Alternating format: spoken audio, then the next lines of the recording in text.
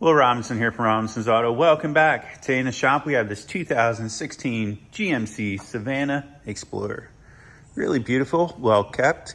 It's here today because the airbag light is illuminating intermittently. So it's not a constant problem. So we're gonna plug in the scan tool. I already have the dongle plugged in for the Autel. We're gonna see what kind of codes we have. Oh, if I turn the key on. Yep, so there you go. 2016 GMC, yes. And diagnosis. The vehicle's only here for the airbag lights. We're gonna go to the control unit, inflatable restraint sensing diag. We're gonna read the codes. And okay, we have two codes present. Both the same code actually. Right roof rail, so that would be the curtain. Let's look at some live data. Deployment loop, we want to look at the resistance value of all the airbags. Like you said, this is intermittent. So driver, steering wheel, we're not there. Passenger, instrument panel, nope. Driver seatbelt, no. Passenger seat, no. Driver seat airbag, no. Passenger seat, no. Left roof rail, right roof rail. So I'm assuming deployment loop 12, 2.5 ohms. We're gonna hit record. And I'm just gonna go open and close the passenger doors and see if we get it to act up. A lot of times when I see codes like this, it's due to a loose connection somewhere or a faulty airbag module, something like that. I didn't find a TSB on this one in particular, but I keep on looking. However, I know some GMs had service bulletins on loose connections. So what I'm gonna do is, since I know it's on the passenger side, is I'm gonna monitor this loop 12 resistance. I'm just gonna open and close the doors, just see if I could get anything to show up here. Oops.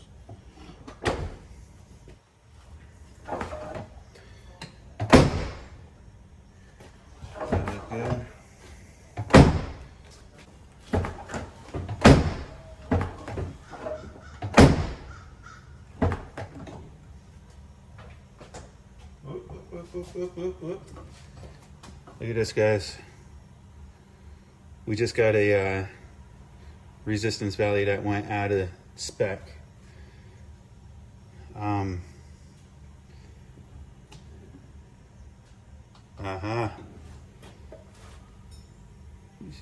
Look at that. What do we have going on here?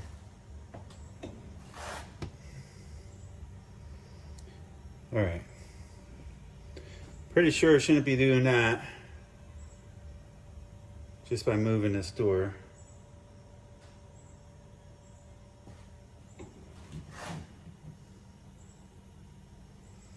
I'll leave the door right about here. I'll open it 100%. Look at that. So when I open this door 100%, it goes out. I close it, it's good. All right, guys, well, here's something that's gonna blow your mind. I'll put this back here now. You see our loop value is out of spec. The only thing I do is move this door, just like we were doing before, right? I put this door right about here, it's out of spec. I close it a little bit, it comes back in spec. You would suspect that there's a wire or something, right?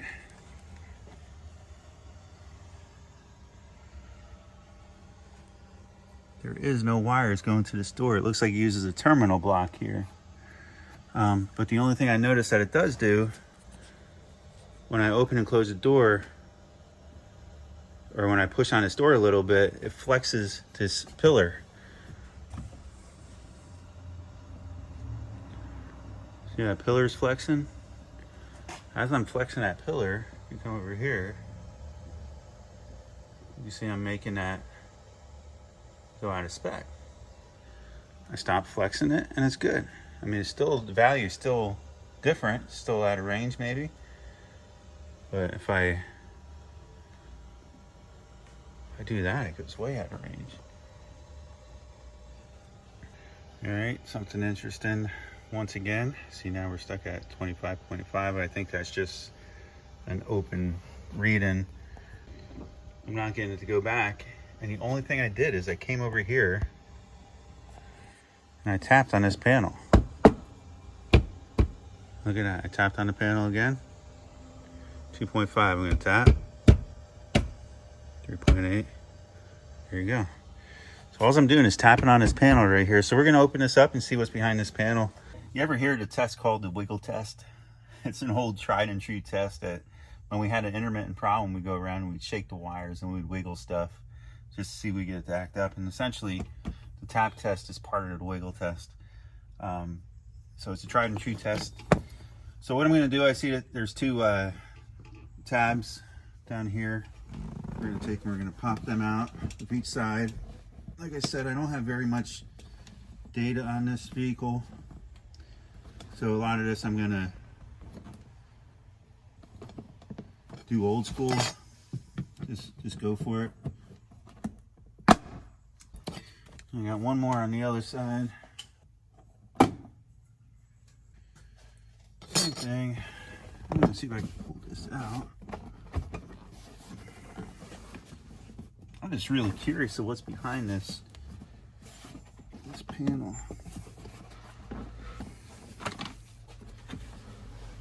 Ooh. It's something I just found. Not sure if it has anything to do with it, but I want to take you in here and show you. I pulled this back and you can see these wires on this side of the plastic. Not sure if that had anything to do with it, but just an observation.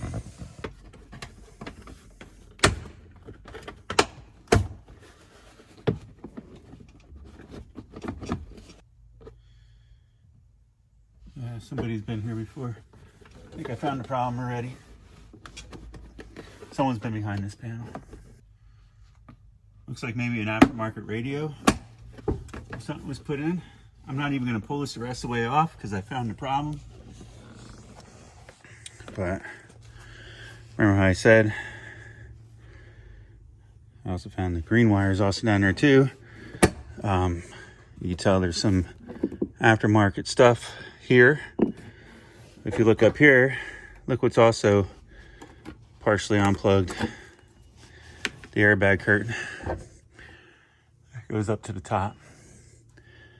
So while we were flexing this door, I don't know if you can see it, it actually flexed that pillar, which was wiggling that connection. So make sure none of these wires got damaged during the event of this. At first I thought, did someone really tap into the airbag circuit? But that's a different color. So it seems like we just have a loose connection here. We're gonna plug that back in. See if I can set you up.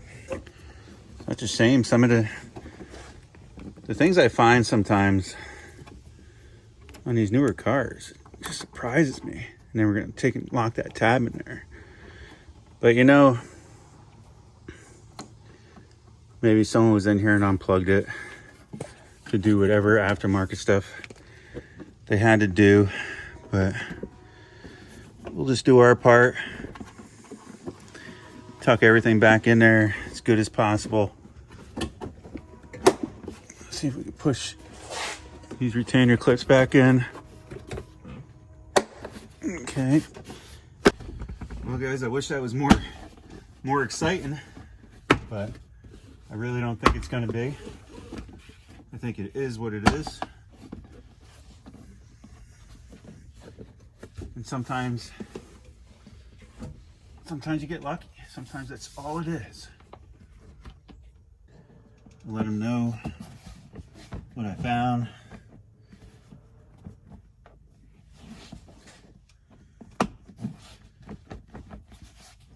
this clip on the other side.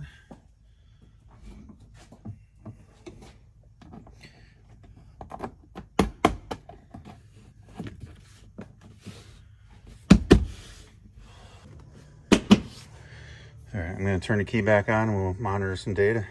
All right, guys, remember it's going to be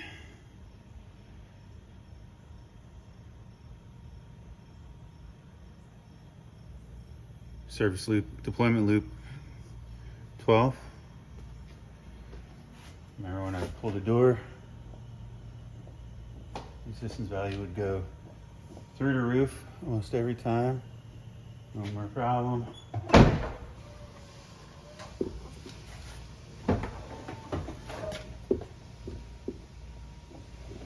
I think the problem is quite obvious. All right, guys, so now I'm gonna just go back in here. Like I said, here we'll go to trouble codes. I'm gonna clear these out. Okay. Okay.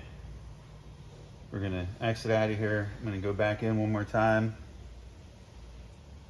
Run the codes again. No codes detected. So now I'm gonna turn the vehicle back over to the customer, let them drive it. I'm pretty sure we found a culprit. Maybe whoever was in there and put the aftermarket radio in there. That's besides the point. It's not here for that. But I believe we got the problem resolved.